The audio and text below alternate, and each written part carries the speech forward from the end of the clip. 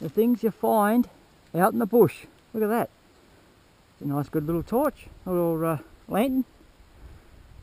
And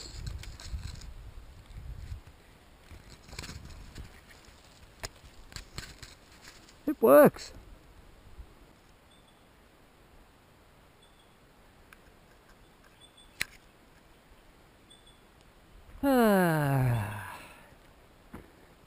Living the dream.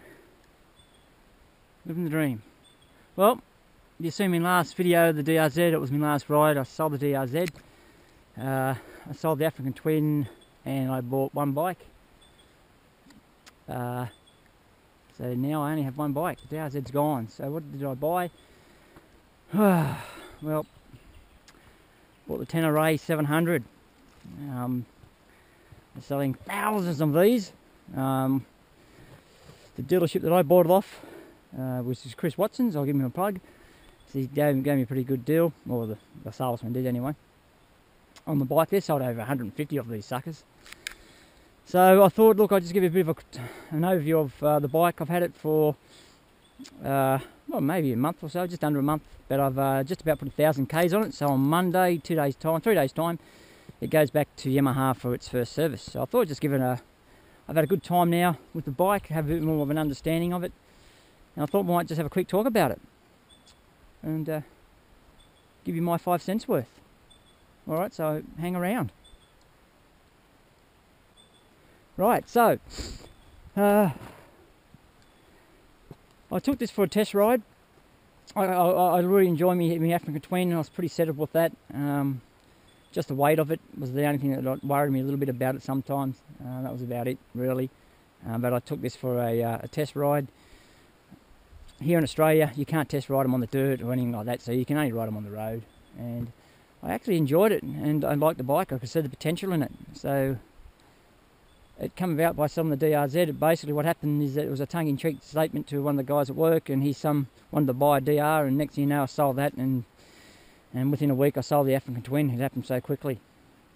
I was looking at the KTM 790, but it was like out of my price range. I went to KTM, and you know, the salesmen, they weren't ready to drop anything on the price, and so basically 24 grand right away, where I paid under 17 for this here in Australia, Australian dollars, quite a bit under it. I do know Chris Watson's been going there for over 20 years, so yep, I've got a pretty good deal there. So, alright guys, very quickly, what did I notice when I first rode this bike? Okay, the first thing I noticed, and I mean this is the first test ride, so this is on the road, first thing I noticed was the steering, and how light the steering was. Okay, that's the first thing I noticed, and as you're driving out, or riding out of the dealership, basically, to go onto the road, I mean, I could just feel the steering here, so I was actually doing this bit of a wobble as I heading towards the road. Very light steering.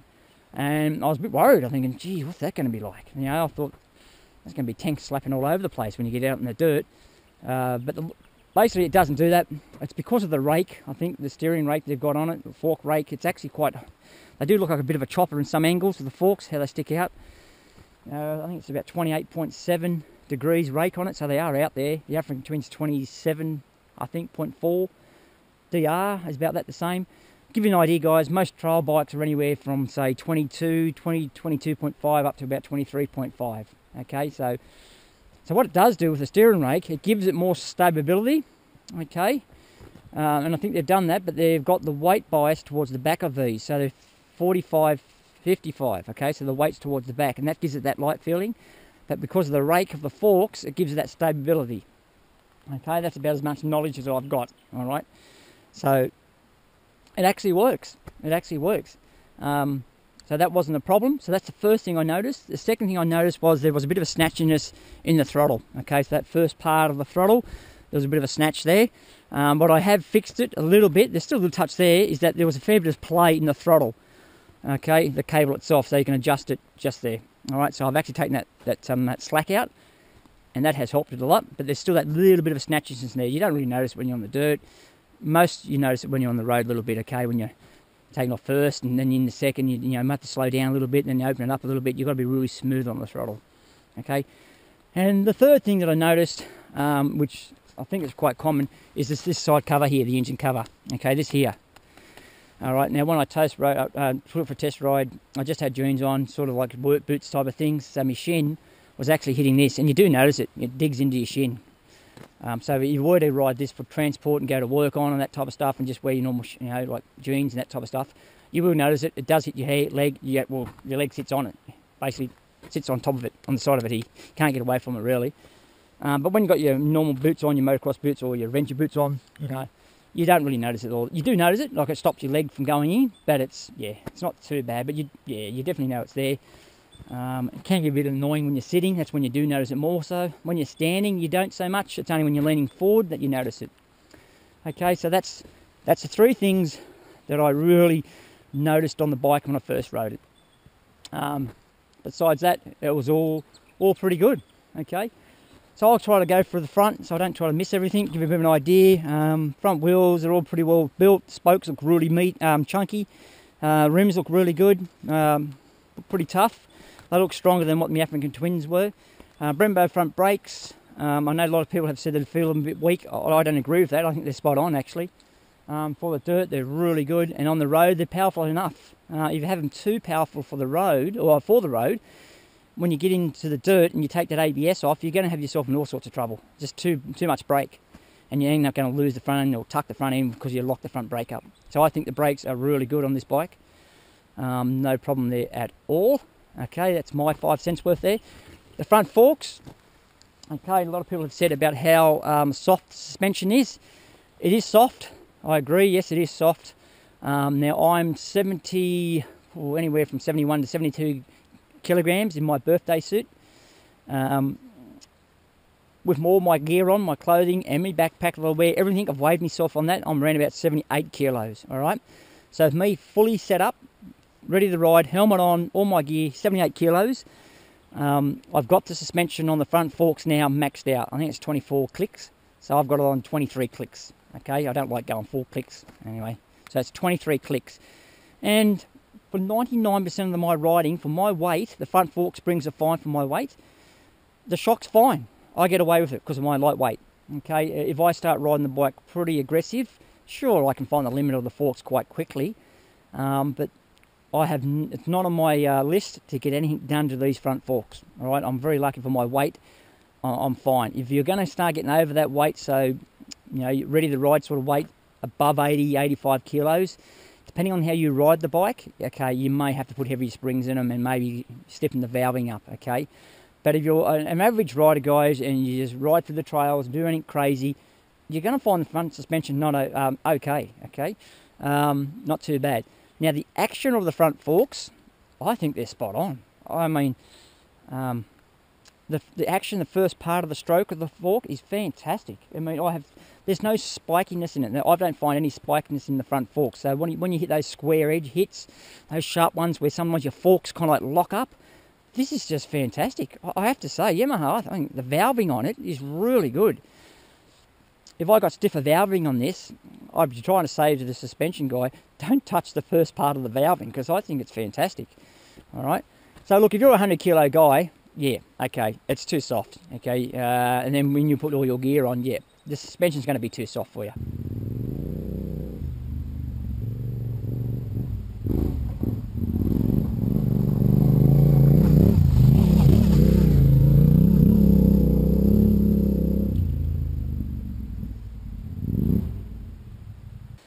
So the front forks, yeah, I think they're good.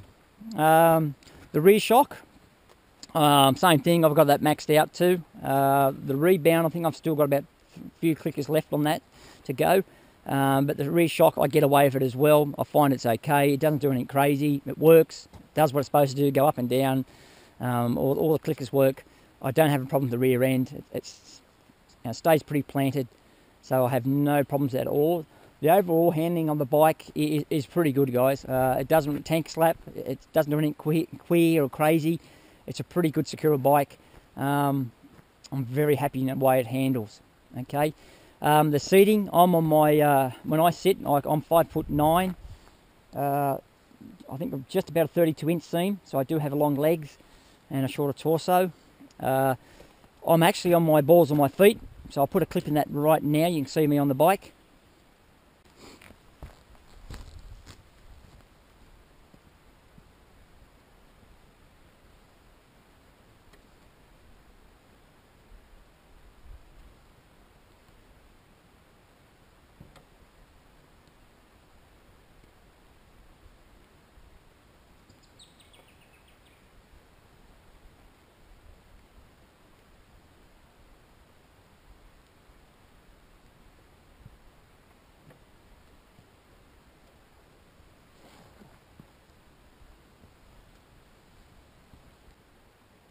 Okay, so you can see I was on my balls and my feet there in that clip.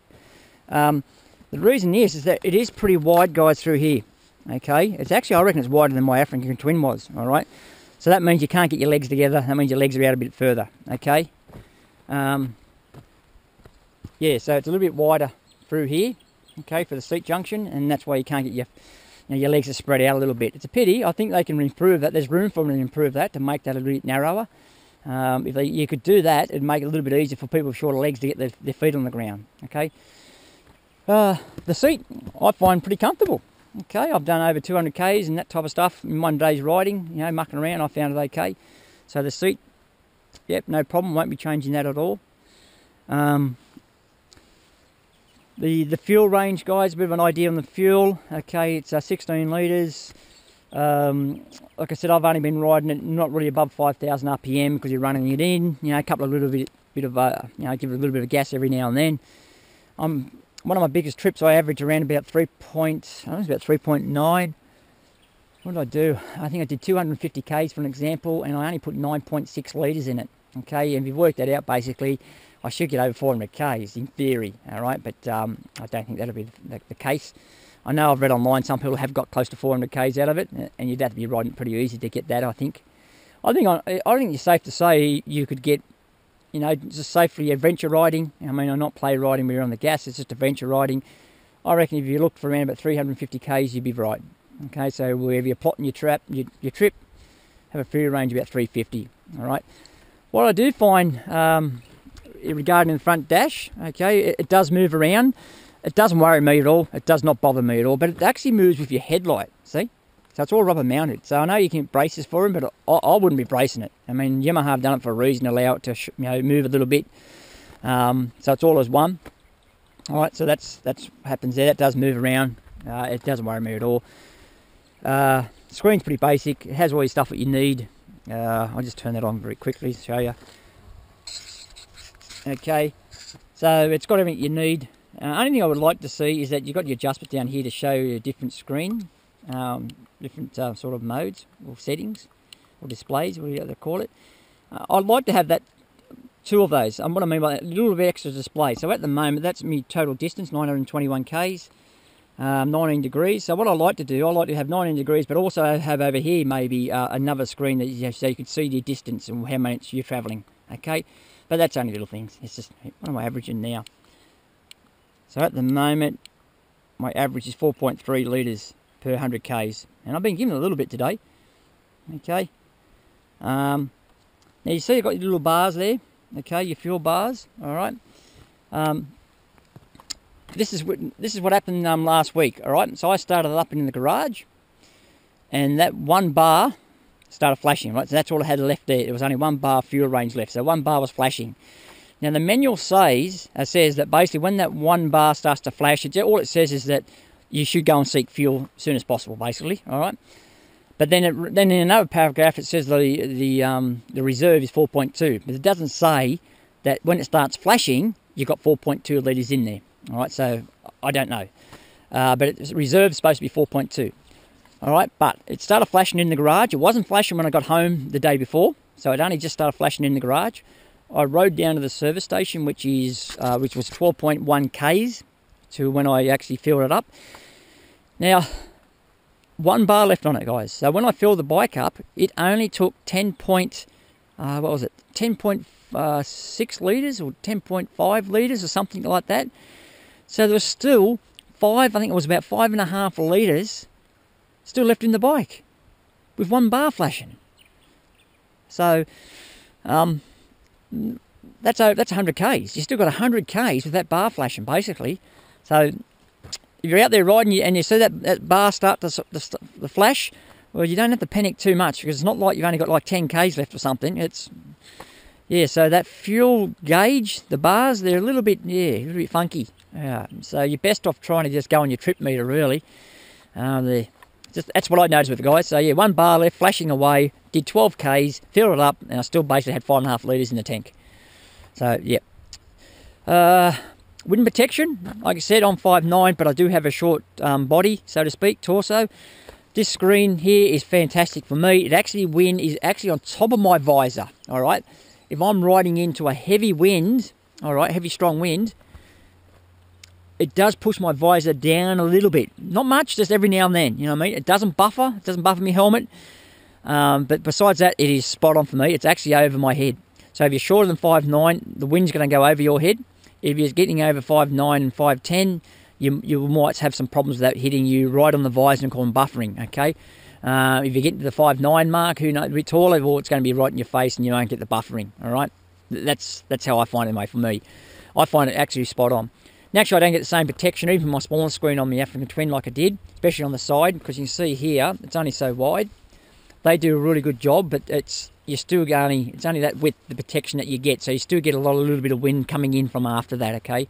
But again, no complaints there. I think the wind protection is pretty good for the size of what you've got. The headlight's very nice. Tenere looks very nice on the front end. The lights are nice and bright. Very, very happy with the lights. Not that I ride at night anyway. Don't like to get caught at night riding this. So overall, the bike's fine. Weight-wise, I have weighed this bike before the gear on what I've got on it. Okay, I think Yamaha claimed 204 kilos. If I got that wrong, I'll put it down the bottom. Wet weight. Now, it depends what they class as their wet weight. All right, they're all a little bit different. Some say wet weight is fully fueled, fully oiled, everything. Okay, but some say wet weight is where fully oiled, you know, all the fluids, but no fuel. So 204 kilos. Now I knew that was incorrect. I've already seen on YouTube where a guy weighed it on proper scales, okay, and it came in at 214 kilos, fully fueled, everything. And it was pretty all right because I've weighed mine and it came in at about 213 kilos, 14 kilos too, but mine had the bash plate and a couple other things on it as well. Since then, I have taken the standard pipe bomb, which I'm going to talk about in a minute, and tell you what muffler I've got on it now. So roughly it's about 213, 214, kilos, fully fueled, all right?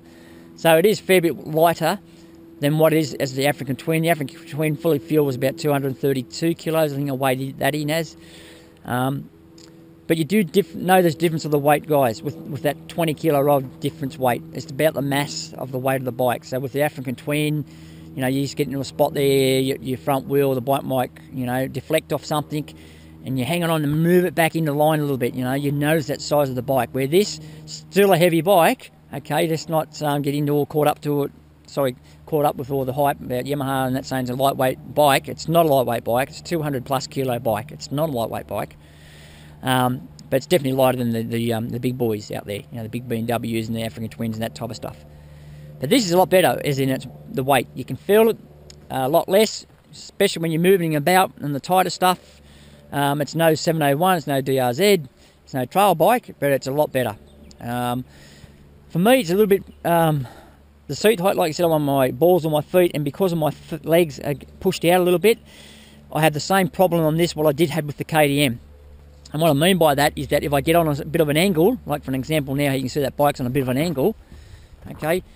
If I was like that now, if that bike started leaning, falling over and got to that angle, I probably wouldn't be able to hold it up. And that happened today. Today I dropped it for the very first time, basically doing the same thing, stopping, went to put my foot down. It was a little bit, a bit further away than I thought it was, the ground, and I went over and the weight took over and I couldn't hang on to it. So it's only dropped from like how it is now, and I put it down on the handlebars. So it didn't do any damage. It was on the other side, and I picked it up, no worries. And it had probably 13 litres of fuel in it as well, so I had a fair bit of fuel in it, and I picked it up, no worries at all. Okay, so yes, all right. So that's what else can I think? On the road, I find it fine on the road. No problem at all. It's the African Twin was like a lounge to ride on the road. This is more like a sofa. All right. The 701 DRZ, they're a bit more like a padded bar stool, so to speak. But this is nice on the road. I find it comfortable. I could ride this round the straight on this, no worries at all. The standard sprocket, I think it's 1547. Okay, I think it's a good spot-on choice for the dirt. It's first and second's really good, third's really good. But when you get onto the road, it's fine as well. So sitting on 100 kilometers an hour, it's doing about 4.7. 110, it's doing about 5,000 RPM. All right, so if you're going to do a lot of touring on the road and big open fire roads, You might put a 45 on the back of it just to bring those revs down a little bit, but I find it, for me, absolutely spot on. I think Yamaha got that right as well. Okay. What else? I've noticed the chain tension, you've got to have a little bit loose than normal, because it's about where the counter sprocket is. Okay. The counter sprocket's a fair bit higher than the rear sprocket. The reason why they do that is because of it helps the squatting of the rear bike, so anti-squatting. So that means when you're under acceleration, the back end doesn't squat down. And what that does, it improves traction, all that sort of stuff. MotoGP bikes have got the same thing. If you have a look at MotoGP bikes and you have a look at their counter sprocket, same thing, it's up really high on the Yamahas. So that's why they've done that, to stop the squatting of the rear under acceleration. Okay. Right, I swapped over the tyres on it, brand new, so I didn't even ride it with the standard tyres on it. I actually sold those tyres. I'm running just the Pirelli Scorpion Rally on the front, and I have to say, I am really impressed with these tyres. I might stick with these. When this one wears down, I might put another one on the front. I find it on the road pretty good, and on the dirt, not a problem at all. Really like it. They put that on that tyre. Chris Watson's put that tyre on for me. It's part of the bike, buying the bike. So that was all part of the deal. And I just put the old Motos tractionator on the back. I run 140, 80, 18 on the back. I don't run a 150, so I've got 140 on the back. And yeah, so that's got 1,000 Ks on it. I find that no worries at all. I actually like the combination, so I may stick with this tyre combination. Only thing with that rear tyre, it's the noise. Oh, can you hear it? She certainly makes a whining noise on the road, and even hard-packed dirt roads. That's the only thing, but it's not a whinge. I have earplugs in anyway. Alright, what else? Alright, so I'm going to sell... What else? Anything else that I can talk about? I don't forget for you. Front forks are fine. Spoke about the fuel. Alright, I speak to you what I've done to the bike. So I'll start at the front. I've put this guard on the front. It's a proper radiator guard, but it's just the sheet metal part of it. Okay, so I've cut that to size and I've actually put that on. That was $50. Okay, so that gives me protection from rocks and stones. You can buy the whole guard and frame and everything, but it's $150, and I didn't want to pay $150. So that does the same thing. All right, so I put that on it. I put the SWM Moto Tech crash bars, and that was from, I didn't mark it too much there. That's from this morning, so they did their job already, that little sort of drop.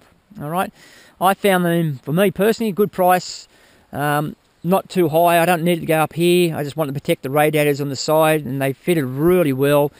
Very sturdy, very strong. I think they're going to be good. A little bit of, you can see how wide they are. All right, but yep, very happy with those. Okay, so I fitted them. I got the Bark Busters handguards, and they're the Storm, so they give you a bit more protection for your hands. So I put them on. Very good, very happy with that. I'll put the bleeders on, the front fork bleeders. So you can hear a little bit of air in there already. There you go, so I'll put them on it as well. I put the B&B Bash plate on. Okay, that's Australian made. Okay. I'm very happy with that. Well made, 5mm aluminium plate. And snug around the motor, fits very well, gives you a bit of protection here for these water hoses. Very happy with that. Fitted very easily. I put a centre stand on the bike. All right, because my opinion, you've got to have a centre stand on these type of bikes. They're just too big when you get a flat tyre. Help you maintain them, chains and all that type of stuff. This one was HB. I forget what it stands for now. HB. I'll put it down the bottom. All right. I think they're made in Germany. Very happy with that. So I'll put the centre stand on, and I know that they had a little bit of weight that's down the bottom. You don't notice it. All right. So I'll put that on it as well. Excuse me. I kept my steering damper off my African Twin. So I put the steering damper on this, as you can see. So I put the steering damper on. I put that on there as well. What else do I do? I put my frog on. I always put my frog on. I've had that frog for, close to 30 years, that frog. It goes on all my bikes. So he goes on. He always goes on my bikes. So if everyone tries to steal the bike, he's there, he watches it, and he does attack. And that's what he does, that's his job. He's a watch frog.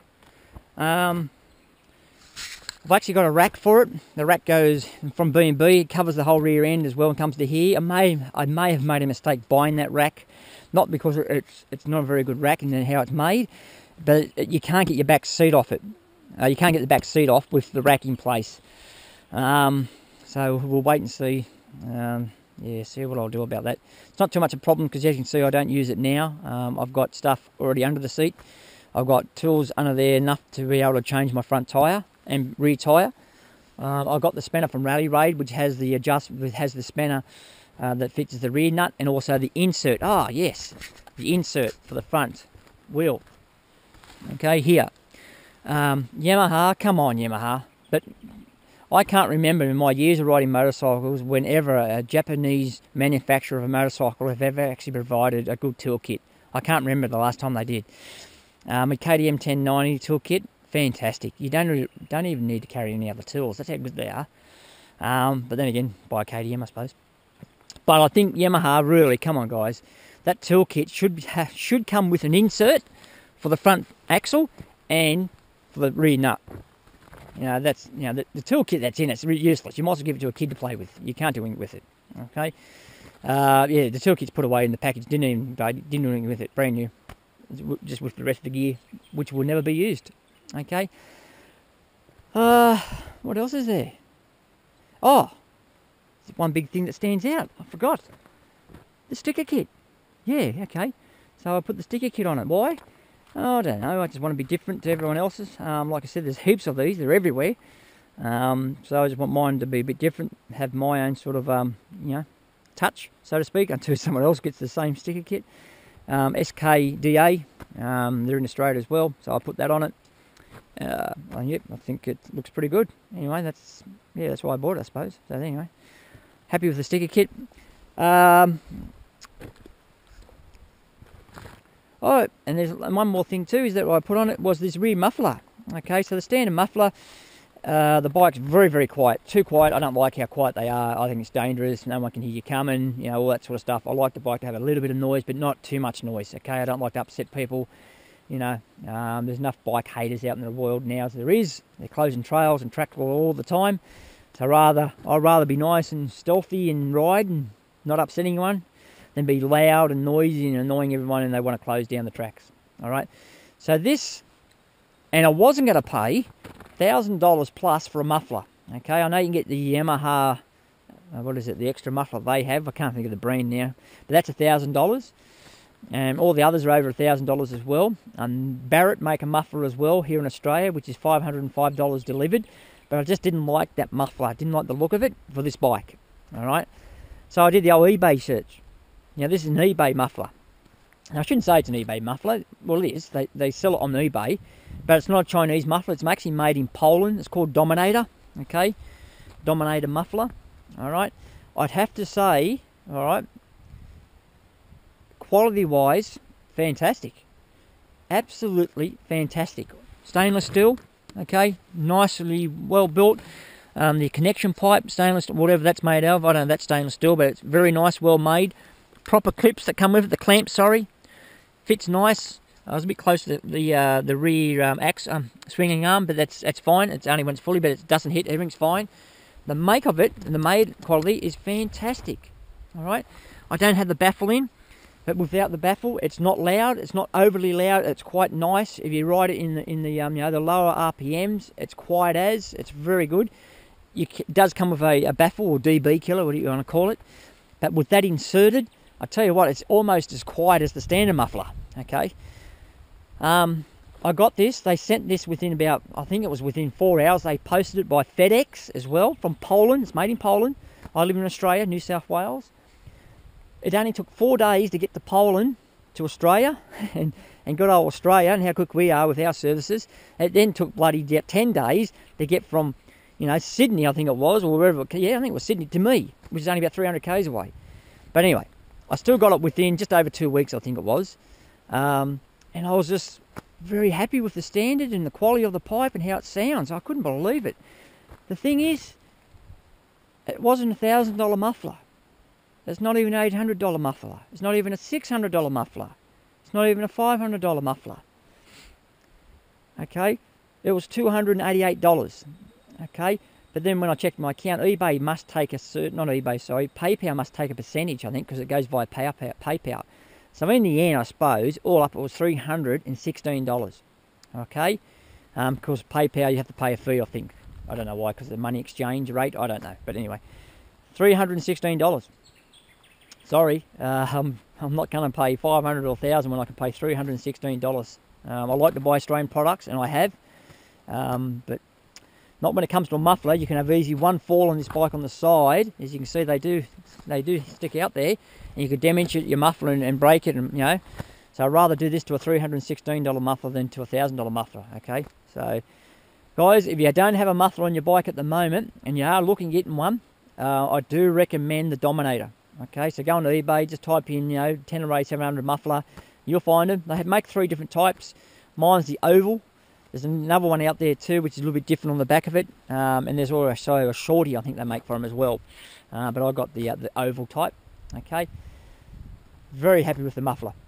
All right. So what I'll do, I might just give it a start up just so you can hear it. There's some footage. You'll see some footage of it anyway when you're going past. But okay.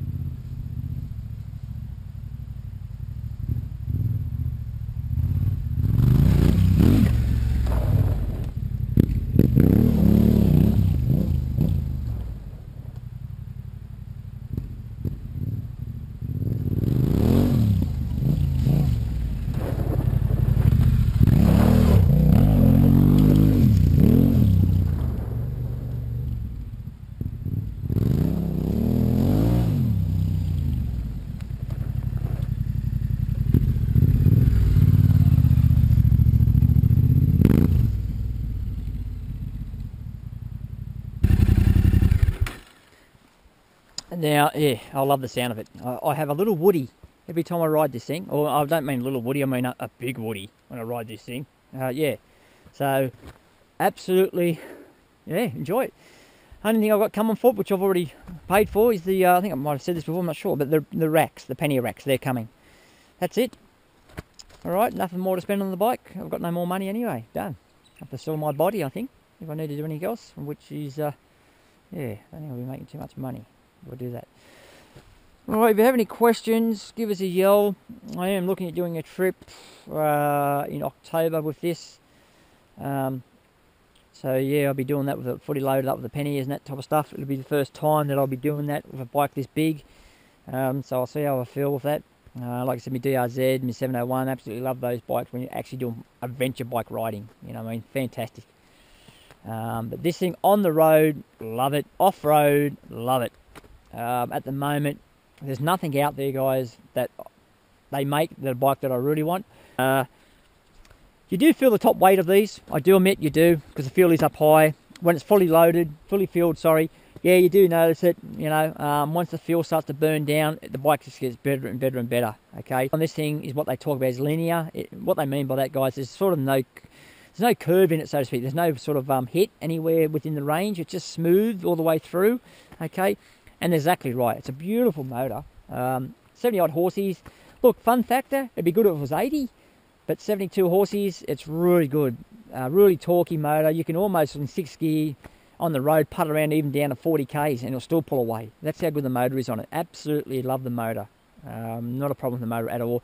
And they're rated as one of the most reliable motors on the market at the moment. Okay, that's by a third party, independent party as well. All right, so hence why Yamaha put the motor in the Tenere, I suppose. All right, I think I've gone on too long. If you have any questions, give us a yell. Yeah, so hopefully I'll hang on this one for a little while. Like I said, there's nothing out there anyway.